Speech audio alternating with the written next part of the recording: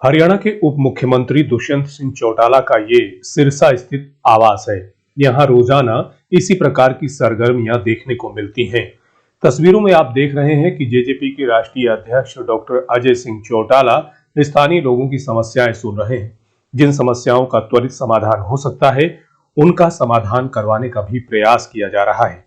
The nation times की team आज सिरसा पहुंची और प्रदेश की राजनीतिक हालातों के साथ कई अन्य पहलुओं पर डॉक्टर अजय सिंह चौटाला से खास बातचीत की। मुझे आप ये बताओ कि किसान के पिछले 2 साल के इस पीरियड में कहाँ कोई दिक्कत परेशानी हुई है?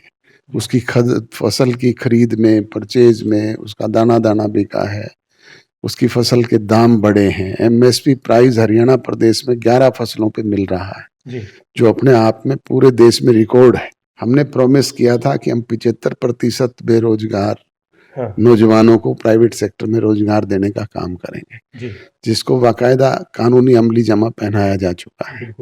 9 तारीख को हमारी पार्टी का स्थापना दिवस है, जो हमने झज्जर में मनाने का निर्णय किया है। और इसको लेकर के भी परसों हमारी चंडीगढ़ में मीटिंग थी। अब मैं पूरे हरियाणा का फिर से एक बार दौरा करूंगा और सभी कार्यकर्ताओं से सीधे रूबरू होकर के स्थापना दिवस की रैली के लिए सबकी ड्यूटियां लगाऊंगा। नमस्कार, मैं विवेक कुमार, आप देख रहे हैं द नेशन टाइम्स और हमारे साथ इस वक्त एक ऐसी शख्सियत मौजूद हैं जिन्हें हरियाणा में जो है राजनीतिक तौर पर एक बड़ा चेहरा माना जाता है और आज इनके साथ हम बातचीत करने जा रहे हैं। हमारे साथ हैं डॉक्टर अजय सिंह चौटाला साहब और इनसे बातचीत करेंगे कि हरियाणा में मौजूदा राजनीतिक परिदृश्य को किस प्रकार से ये देख रहे हैं। सर, बहुत बहुत स्वागत है आपका। मौजूदा समय में राजनीतिक परिदृश्य किस तरह के नजर आ रहे हैं आपको हरियाणा में? हरियाणा में तो स्मूथली सब कुछ चल रहा है जी। अब तो कोरोना काल भी लगभग समाप्ति के दौर में है और किसान आंदोलन की भी हवा निकल चुकी है।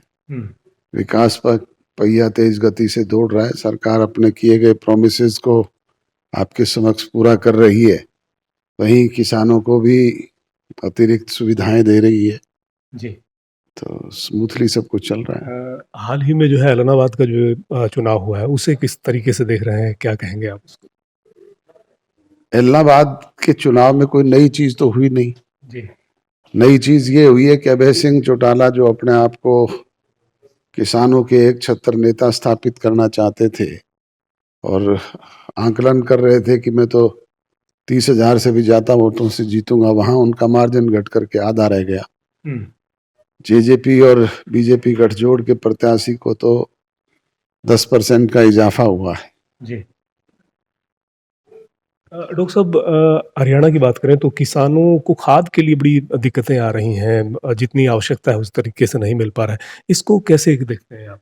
डीएपी की प्रॉब्लम आ रही है। मैं पूरे हरियाणा प्रदेश में नहीं, नेशनल लेवल पे ये दिक्कत है। जी, क्योंकि इंडिया बहुत बड़ा खाद जो है बाहर से लेता है और बाहर से आने में ही देरी की वजह से ये सब दिक्कतें आ रही है। पर अब धीरे धीरे हालात ठीक हो रहे हैं। जैसे सिरसा में भी खाद की दिक्कत थी पिछले 1 सप्ताह से, आज रैक लगा है, यहाँ पे भी हिसार में भी लगा है और निरंतर गवर्नमेंट ने प्रॉमिस किया है कि 3 रैक हम रोजाना हरियाणा सरकार को देंगे, उससे खाद की समस्या अब दूर हो जाएगी।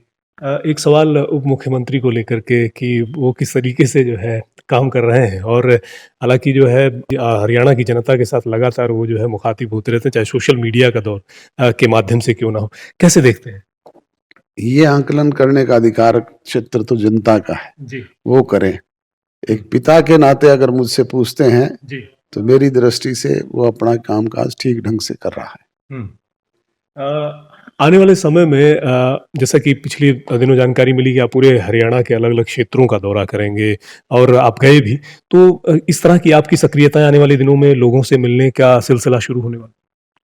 9 तारीख को हमारी पार्टी का स्थापना दिवस है, जो हमने झज्जर में मनाने का निर्णय किया है। जी, और इसको लेकर के भी परसों हमारी चंडीगढ़ में मीटिंग थी। अब मैं पूरे हरियाणा का फिर से एक बार दौरा करूंगा और सभी कार्यकर्ताओं से सीधे रूबरू होकर के स्थापना दिवस की रैली के लिए सबकी ड्यूटियां लगाऊंगा। जी, डॉक्टर साहब, किसानों को लेकर के जो एक प्रोटेस्ट एक तरह से देखने को मिल रहा है, गाहे-बगाहे अलग-अलग जगहों पे टोल्स पे भी प्रदर्शन हो रहे हैं। वो किस सलीके से आप देख रहे हैं, कहीं न कहीं जो प्रदेश का माहौल है, वो कैसा नज़र आता है? निरंतर कुछ शरारती तत्व हैं जो इस तरह के माहौल बिगाड़ने का प्रयास कर रहे हैं। अदरवाइज मुझे आप ये बताओ कि किसान के पिछले 2 साल के इस पीरियड में हुँ, कहाँ कोई दिक्कत परेशानी हुई है? उसकी फसल की खरीद में, परचेज में, उसका दाना-दाना बिका है, उसकी फसल के दाम बढ़े हैं, एमएसपी प्राइस हरियाणा प्रदेश में 11 फसलों पे मिल रहा है, जी। जो अपने आप में पूरे देश में रिकॉर्ड है। हुँ, किस चीज़ की किल्लत की वजह से वो ऐसा कर रहे हैं? जी। बातचीत तो केंद्र की सरकार से करें। हुँ, हरियाणा प्रदेश तो उसमें पार्टी नहीं है, हुँ, और अगर पार्टी है तो यहाँ के स्थानीय सांसद हैं, जी। वो उनके आवास पे जाकर के उनको मिल करके बात करें। हुँ, समस्या का समाधान अगर होगा तो बातचीत के जरिए होगा। जी। सड़क पे बैठ करके, रास्ते रोक करके, हुल्लड़बाजी करके, किसी गाड़ी के शीशे तोड़ के, किसी के कार्यक्रम को डिस्टर्ब करके हुँ, अगर समस्या का हल होता तो पिछले 1 साल में हो जाता। बिल्कुल। डॉक्टर साहब, आखिर में जो है आपसे ये जानना चाहेंगे कि जब भी आप आवास पे होते हैं, कहीं पे होते हैं, तमाम लोग जो है आपसे मुलाकातें करते हैं। किस तरह की क्वेरीज़, किस तरह के सवालात और किस तरह की समस्याएँ लेकर के आपके पास अमूमन मिलते हैं लोग? डे टू डे की बहुत सारी समस्याएं होती है लोकल, जैसे अब लोगों का किसी का कोई बिजली की समस्या है, किसी की पानी की है, किसी की कोई थाने तहसील की है, छोटी मोटी इस तरह की दिक्कतें होती हैं। जी। आज बेरोजगारी भी बहुत बड़ी समस्या बिल्कुल। है, इसको लेकर के भी लोग मिलते रहते हैं। तो डॉक्टर साहब, क्या माने कि आने वाले दिनों में जो बेरोज़गारी की समस्या है, इसको लेकर के भी कुछ न कुछ होगा प्रदेश में और युवा जो हमने प्रॉमिस किया था कि हम 75% बेरोजगार हाँ, नौजवानों को प्राइवेट सेक्टर में रोजगार देने का काम करेंगे, जी, जिसको बाकायदा कानूनी अमली जमा पहनाया जा चुका है। बिल्कुल। सरकार इतना रोजगार उपलब्ध नहीं करवा पाती, हाँ, और प्राइवेट सेक्टर ही एकमात्र इसका जरिया है। जी।